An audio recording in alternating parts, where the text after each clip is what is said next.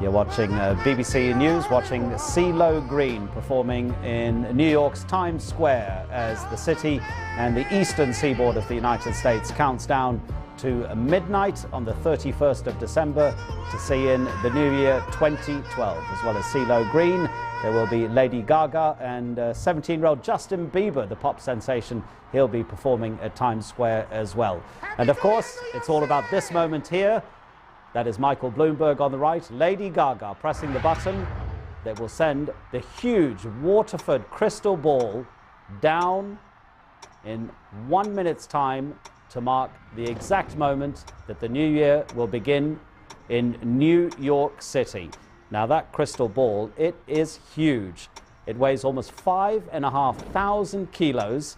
It has 32,000 LED lights to wow the people watching, because the whole of the United States, in fact, there is a global audience watching this very moment, along with, what should we say, Red Square, possibly Trafalgar Square in London, Times Square, one of the most famous locations in the world. There are expected to be about 1 million people in Times Square and around the surrounding streets of New York City. In fact, at midday, it became so congested, police had to close the street earlier than planned.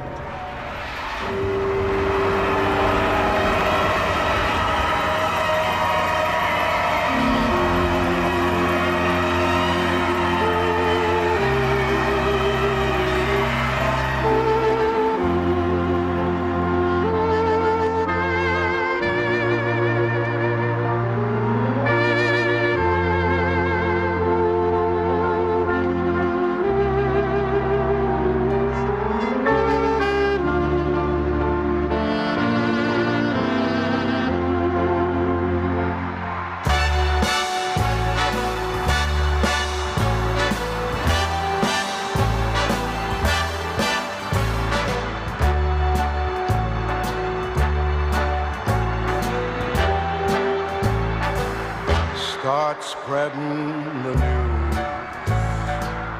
So the sound of Frank Sinatra's famous New York, New York song. And I should tell you that that crystal ball descending to mark the exact moment of the start of the new year. It's a tradition that dates back to 1907. The ticker tape flying in the air, the traditional Christmas kisses amongst partners. So welcome 2012. But of course there are 4 time zones in the United States, so there's still a lot of the country which still has to see in the new year. Let's speak to Robert King, who is a New Yorker. He's at a friend's apartment near Times Square. Luckily, Robert, you're not in the square, otherwise you probably wouldn't hear me. How big is this moment for your city? Okay.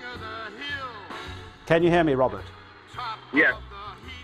I'm just thinking how big this moment is for your city, because 2011, when I think back to New York's year, I think of that commemoration that marked the 10th anniversary of 9/11, and you can move forward now. Yeah, that was a huge moment for New York. I think it was, you know, in ways a breath of relief for a lot of people, and there's just so much bad that was brought about by that, but even more good. So it was a bittersweet moment, I think. Tell us about what a native New Yorker is like. What is it that typifies a New Yorker that just makes a New Yorker stand out from other Americans? You know, for better or for worse, I'd have to say busy. You know, a New York minute, it goes by pretty quick, and New Yorkers just getting to the next, you know, accomplishment, getting over the next obstacle. You know, there's a lot in our way, so I think that's why people, the country might think of us as a little bit more fast-paced or pushy almost, but we're just busy. And some people say you set the trend for the rest of the United States. How big are these celebrations compared to the others, say in Los Angeles, Boston, Chicago? Take your pick, the other big cities. You know, I don't know. I've never celebrated New Year's anywhere else, but I would assume we're all in the same boat. We're all hoping for a better year and, you know, new beginnings. Tell me about your hopes for the new year then, as an American rather than as a New Yorker. You know, as an American, but as anybody, I'm thinking a lot about legacy this year, and starting to just think about what I'm doing that really will leave a positive mark when I'm gone. It's kind of sad, but I'm trying to think about that, right now where I'm at. Am I doing all I need to do? All I can do? So it's interesting. Many people have the same feelings, Robert King, on every New Year's Eve.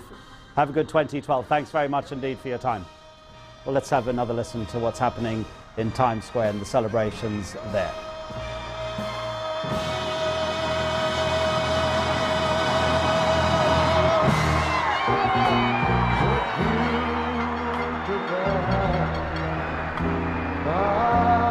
Well, apparently the streets of New York will be closed off, those immediately surrounding Times Square, until 3 a.m. in the morning, because they simply cannot accommodate any more people.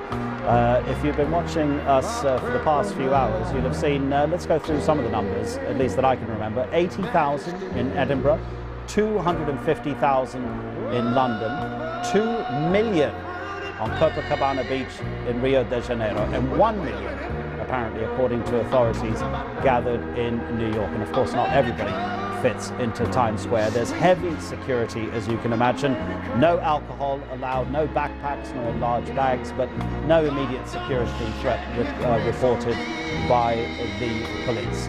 And everybody just wanting to have a good time. Now think about 2012 for the United States, and of course, presumably, you're going to be thinking about the US presidential elections. And on January the 3rd, there's going to be the first of the caucuses to select a Republican candidate. It's going to be a long process, but the electioneering for the Republican Party certainly starts, and the politicians, will not necessarily be taking too much time off, just as these citizens are. And it's going to be on November the 6th. There'll presumably be blanket-to-blanket coverage between now and November the 6th.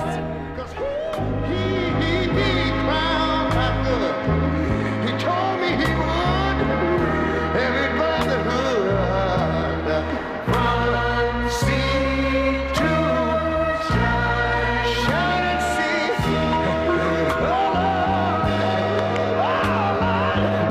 I thank you, Lord.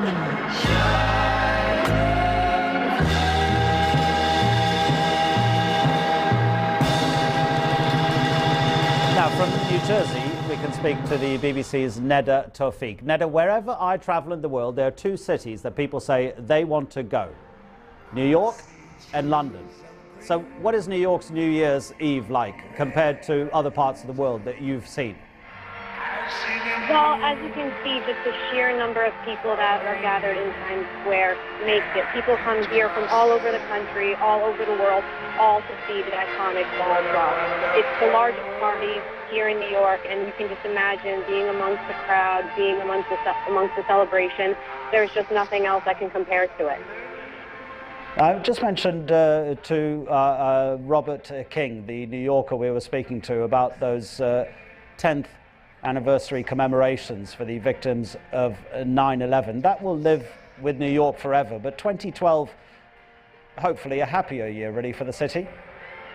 Yes, of course. This year, as you said, was the 10th anniversary of 9/11, and really 2012 is it was an emotional time for the city, but 2012 is really a time to look to both happier times economically and also for the city. It's interesting, the NYPD has really beefed up security in preparation for these celebrations, but you wouldn't even notice it. People there are celebrating as if there's no threat to the city whatsoever, as if there's only positive things to look forward to in the new year.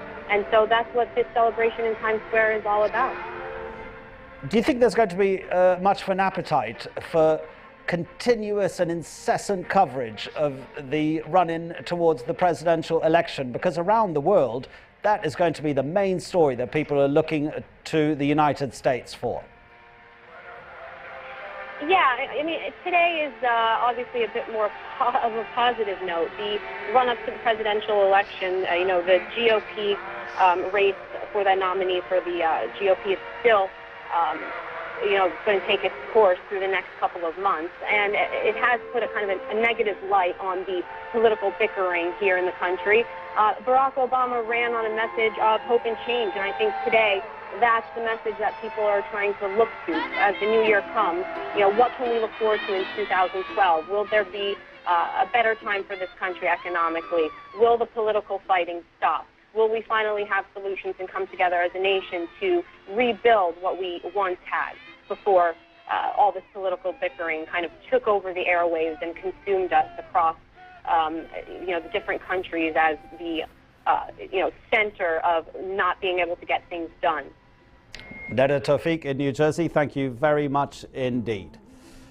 Well, possibly one thing you've noticed missing from those celebrations, fireworks. There have been plenty of those all over the world, and world leaders have been issuing New Year messages as the arrival of 2012 is celebrated across the globe. The United Nations Secretary General Ban Ki-moon, he said he wanted to sustain the moves towards democracy that protesters had been seeking in the Arab Spring.